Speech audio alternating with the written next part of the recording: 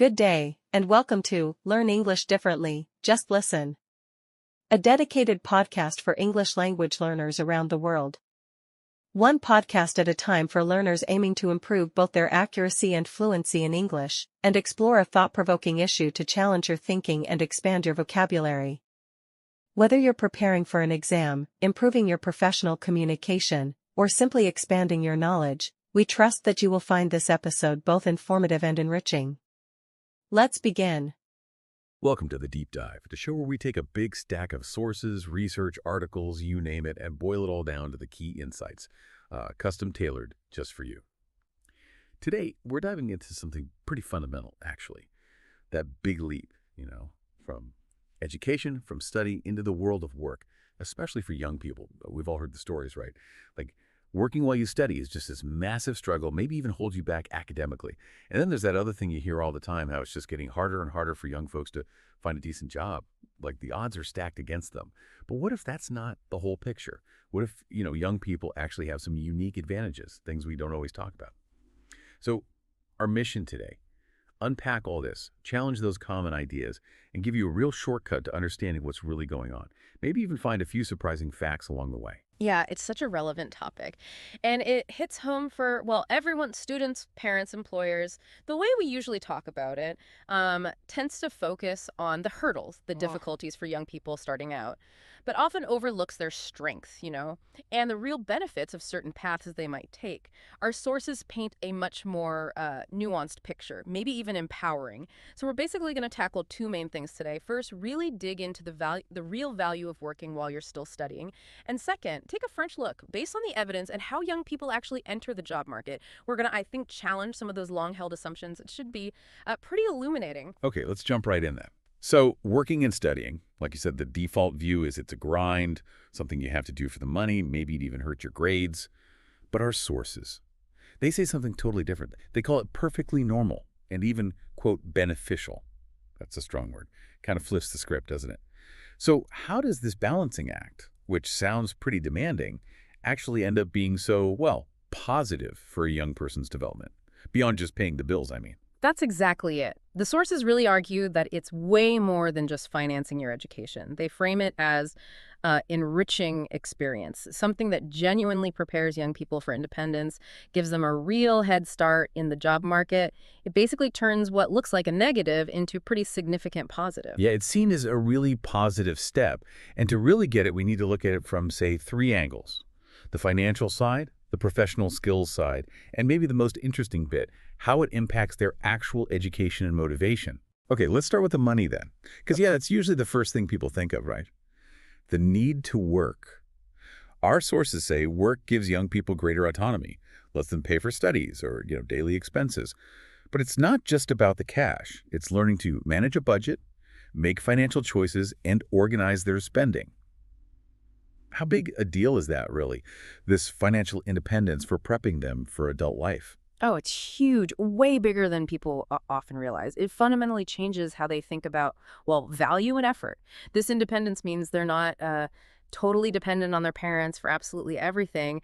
It lets them actually take control of part of their daily lives. Think about the difference. I mean, when you're the one earning the money that pays for your textbooks or your share of the rent or transport or even just food, every single spending decision you make suddenly feels, well, real. It has actual consequences right here, right now. Right. It's not abstract anymore.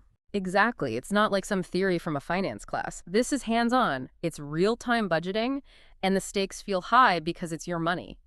If you blow too much on something you didn't really need, you feel it immediately when the next bill comes or when you're trying to stretch your grocery budget. So that immediate consequence, that feedback loop, Yeah. That's the real teacher here. Knowing your choices have direct results. Precisely. That immediate feedback is just invaluable. It forces you to get a real handle on the value of money, the trade-offs you have to make constantly, and the real-world implications of financial choices in a way that, just getting an allowance or having mom and dad pay for everything. Yeah. it just can't replicate that. This early experience with managing money, it's not just about balancing a spreadsheet. It genuinely prepares them to face the reality of the adult world. Yeah. Where, let's face it, managing finances is absolutely an essential skill for everything, really. Student loans, saving for a deposit, eventually retirement planning. It builds this really solid foundation for long-term financial stability and making smarter decisions later on, way beyond graduation. Yeah, it makes sense. It instills that responsibility. You earned it. Yeah. You decide how to spend it, and you live with the outcome. Right. It fosters a sense of accountability, maybe even what you might call a scarcity mindset, not meaning deprivation, but a real appreciation for what things cost, what effort went into earning that money, which is quite different from just having costs covered, Yeah. leads to more strategic thinking about money. And like you hinted, it's not just about the money itself. This financial grounding seems to build other things too, like professional habits. Our sources also point out that working during studies helps young people develop professional skills that will be useful throughout their careers. And what really jumped out at me was this idea that even jobs not directly related to their studies, the classic student jobs still teach important qualities like time management, discipline, and a sense of responsibility. Can you expand on that? These transferable skills, why are they so vital, especially for our listeners who probably already know the basics about getting ready for a career? Absolutely. These transferable skills are, I think, the real hidden gems of working early. They're not just useful everywhere. They're kind of the bedrock of professionalism, the things that last. Think about it. Specific technical skills. They can become outdated pretty fast these days. But these core human skills, the discipline to hit deadlines when you're juggling things, the knack for problem solving you get from dealing with tricky customers every day, the resilience from managing competing demands, that's what employers look at and see as potential for long-term success. Right. It shows you can handle pressure, handle responsibility. Exactly. Take someone working in, say, a busy shop or a cafe. They're constantly juggling shifts with class assignments, that's real-world time management, in action, way beyond a scheduling app. They learn discipline, being on time, being reliable, showing up ready to work, even when they're tired. And that sense of responsibility comes from handling complaints, fixing problems on the fly, maybe even just taking initiative like restocking when needed without being told. It's learning by doing, essentially. It absolutely is. These aren't just abstract ideas from a textbook. They're things you practice every single day. Employers aren't just looking for someone who knows theory. They want someone who's already shown they can function in a work environment. Someone reliable, accountable. These jobs that might seem basic. They're actually building a foundation of professional habits that often matter more than specific job-related knowledge right out of the gate. They signal things like emotional intelligence, being adaptable, being proactive. Employers really value that now. That makes complete sense. If you're an employer looking at a CV and you see that kind of work experience, you immediately think, okay, this person knows how to show up, manage their time, take some initiative.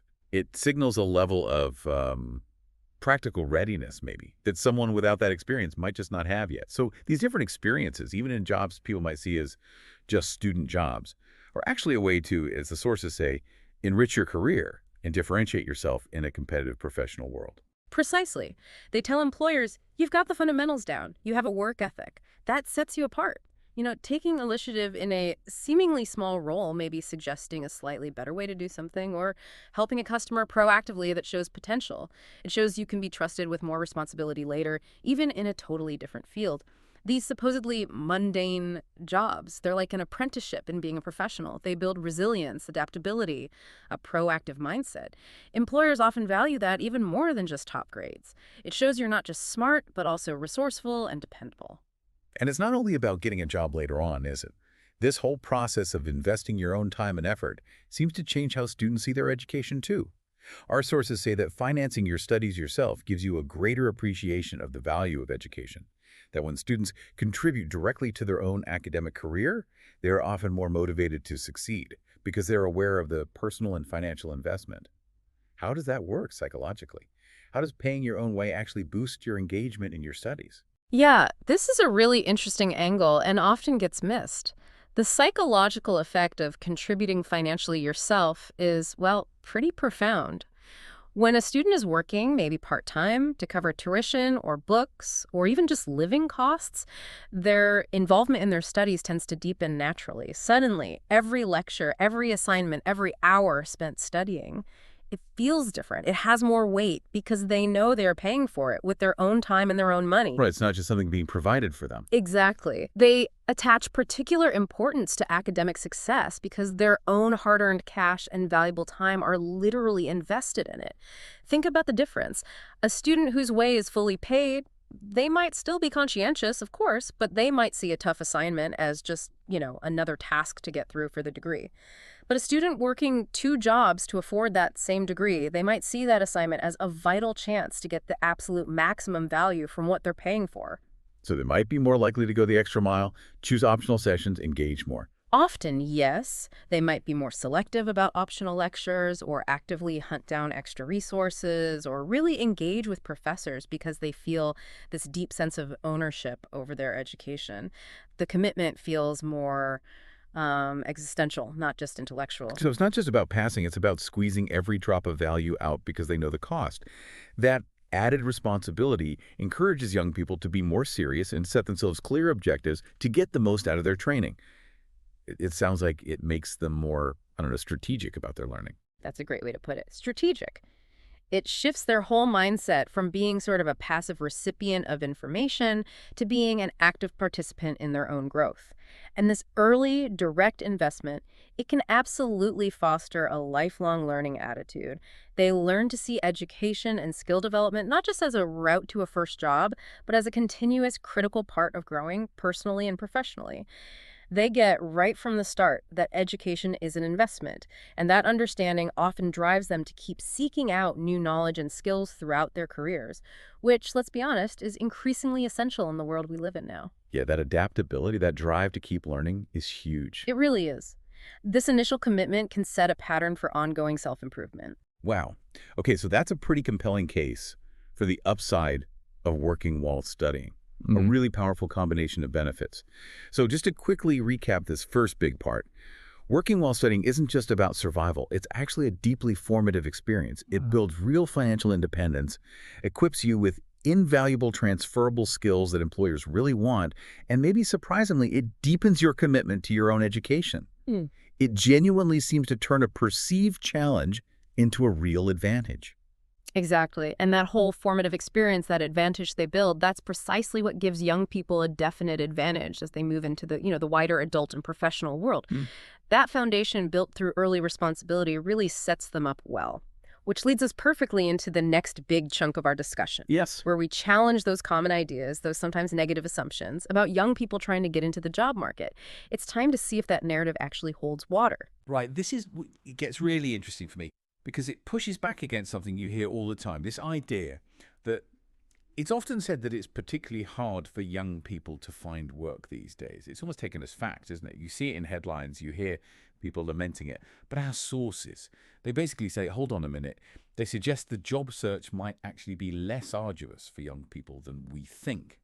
What's the argument there?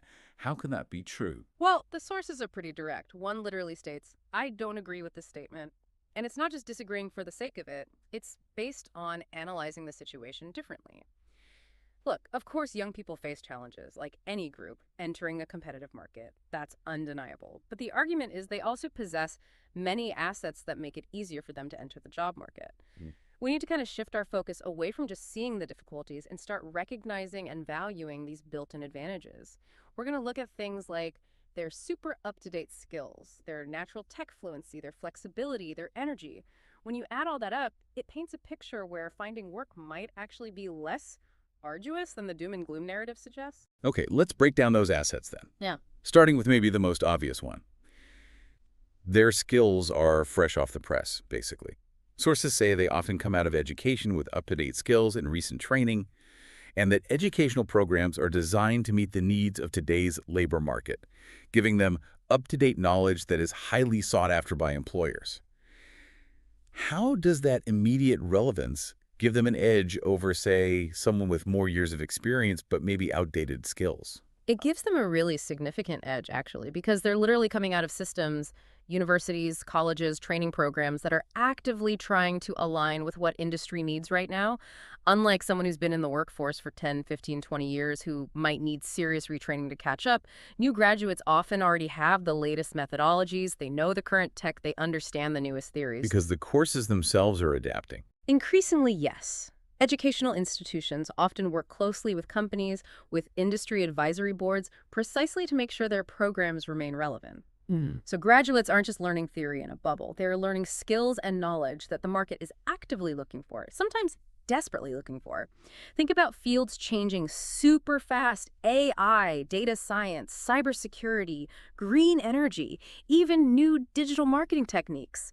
Graduates in these areas, they're trained on the latest tools, the newest approaches. So companies don't need to spend as much time or money getting them up to speed. Often, exactly. They can potentially hit the ground running much faster, bringing immediate value. And they bring that fresh perspective too, which can challenge old ways of doing things. This constant influx of new skills is actually great for companies. It brings in relevant expertise without the often huge cost and time involved in retraining existing staff. It's like getting the latest model straight off the line. And staying with that latest model idea, let's talk tech. The sources say young people are generally very familiar with modern technology, that they've grown up in a digital world, and are comfortable with the tools businesses use. This feels like more than just knowing how to use Instagram, right? It seems deeper. Oh, absolutely. It's way more fundamental than just social media use. This technological fluency is a massive advantage on the job market. Nowadays, strong IT skills, the comfort with new tech, it's not just for tech jobs. It's fundamental across almost every sector. Finance, healthcare, logistics, retail, you name it. And it's not just basic computer skills. It's about being able to intuitively figure out complex software, collaborate easily using cloud tools, understand digital data, or quickly pick up new company-specific apps without needing weeks of formal training. So they just get it faster. Often, yes. There's an inherent ability to integrate new tech into how they work that can take older workers much more conscious effort and, frankly, training investment. This knack for adapting quickly to new technologies makes them incredibly valuable to employers, especially those trying to innovate or modernize. They're not just users of tech, they can actually become catalysts for change within the company. They might see ways to use digital tools to solve problems or streamline things that others haven't considered. Like informal tech support sometimes. Yes, often that too. But more strategically, their comfort makes them natural early adopters. They can champion new tech and help bring the rest of the team along. This intrinsic understanding really can drive innovation. Okay, so beyond the latest skills and tech savviness, there's another big one. Adaptability. Flexibility. Sources mention young people are often highly flexible and adaptable. They're willing to take internships, short contracts, part-time roles, just to get a foot in the door, gain experience. And employers apparently appreciate this. They want workers who can adapt quickly to changing work environments. Plus, they're often more mobile, willing to move for job opportunities. How big a factor is this flexibility? It's a massive factor. You could almost call it a strategic advantage in today's job market, which is constantly shifting. For employers, having people who can pivot, learn new things quickly, jump onto different projects as needs change, that's gold. Young people, often having fewer roots down, maybe no mortgage yet, fewer family commitments, are often in a much better position to say yes to different kinds of work: internships, contracts, part-time gigs. They see it as building experience, not just a temporary stopgap. Exactly. It's often part of a deliberate strategy to gain diverse experience, learn different skills, try out different industries. It helps them build a really rich CV quickly. And that geographical mobility is huge too. Being willing to move for a good opportunity considerably widens their field of research, opens up a much bigger pool of potential jobs compared to someone tied to one location. So they're less constrained. Right. This willingness to adapt roles, learn new things, even relocate, it's perfectly suited to the dynamic, sometimes project-based nature of work in many modern sectors. It signals that they're proactive about their careers, not just passively waiting for the perfect permanent local job to appear. They embrace change as a way to grow. And it's not like they're always just thrown into the deep end, right? There are structures in place to help them. The sources mention many initiatives and programs specifically designed to help young people enter the labor market. Things like internships, apprenticeships, and mentoring programs that offer valuable opportunities to develop skills and build their professional network. This seems to fly in the face of the idea that they're just left completely on their own. It absolutely does. It's a really important counterpoint. These programs play a crucial role. They genuinely make it much easier for young people to enter the world of work. They act as a bridge, really, between the theory of education and the practical realities of industry. They offer structured ways to learn skills, get that vital hands-on experience, and crucially build professional connections. Those networks can be incredibly powerful early in a career. So they're not just random opportunities, they're often designed pathways. Often, yes. Well-established, thought-through pathways designed to bring new talent into specific fields. Think about government grants, for example, that help a small business take on an apprentice they couldn't otherwise afford. That's a win-win. The young person gets training and a job, the business gets help, and potentially a future employee. Or mentoring schemes. Exactly. A structured mentorship program can connect a graduate with someone experienced in their field, providing guidance, insider knowledge, maybe even introductions. That's invaluable. And don't forget, government policies and targeted subsidies for youth employment. These often act as direct incentives for employers to hire young talent. They reduce the perceived risk for businesses, encouraging them to invest in the next generation. So these supports can actually help level the playing field a bit, make opportunities more accessible. Definitely. They can help democratize access, opening doors for young people who might not have existing connections or the financial cushion to take unpaid internships, for instance. They actively lower those barriers to entry. Okay, and the final asset we need to talk about is maybe less tangible, but really important. Their energy, their mindset. Sources say young people bring a dynamism and enthusiasm that can be very attractive to employers, that their energy, willingness to learn, and fresh perspective can bring innovative ideas and renewed motivation to work teams. The idea is that this enthusiasm can actually compensate for a lack of experience. How does that play out in reality? It plays out in very real ways. That intangible energy and genuine willingness to learn, it's infectious. It can boost team morale, increase overall productivity. It can genuinely shake things up in a good way. A young team member, keen to make their mark, not weighed down by years of doing things a certain way, might be the one to question a process or suggest a totally new idea. They can help break through that "we've always done it this way" mentality. Because they don't know the way it's always been done. Exactly. They bring that fresh perspective. They ask why or why not. They haven't yet been conditioned into accepting the status quo. That questioning attitude is incredibly valuable for innovation. Their eagerness to try new tools, new methods, that can encourage others on the team to be more open too. It makes the whole organization potentially more agile, more forward-thinking. So they're not just bringing skills, they're bringing a kind of innovative spirit. Yes, very much so. Their openness to new ideas and change often acts as a catalyst for innovation, not just in their own little area, but potentially rippling outwards. This dynamism can actually influence the whole company culture, making it more adaptable, more ready for the future. They can be, in a way, architects of the future workplace culture. Okay, so pulling all of this together, what does it really mean for you listening to this? As you're maybe going through this transition yourself or watching someone else or maybe hiring young people, we've done a pretty deep dive today into this really key time moving from education into work. And the picture that emerges is, I think, quite different from the usual narrative and maybe quite hopeful. We saw that working while you study. It's far more than just a necessary evil. It's genuinely beneficial, builds independence, practical skills, even makes you value your education more. It's a truly formative experience. And then we looked at all those assets young people bring to the job market, the idea that it's inherently harder for them. Our sources really push back on that. They've got the up-to-date skills, the tech fluency, the flexibility, often specific support programs, and that incredible energy and fresh perspective. These are things employers actively want. And that, I think, is the absolute core message here. It's just fundamentally wrong to assume that young people have more difficulty finding work than other demographic groups. Yes, there are challenges, always. But we've just spent time outlining a whole host of unique assets that don't just balance out the challenges, they often provide a distinct advantage.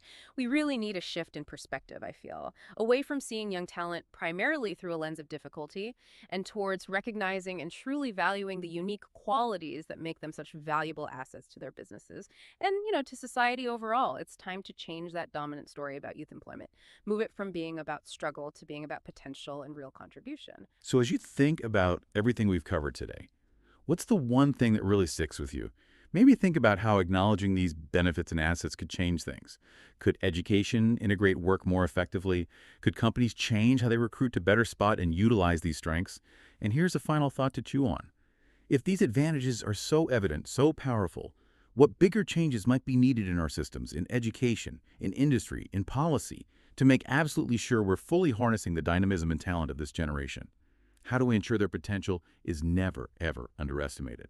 Keep digging, keep questioning, keep learning. We'll catch you on the next Deep Dive. Thank you for spending your time with us.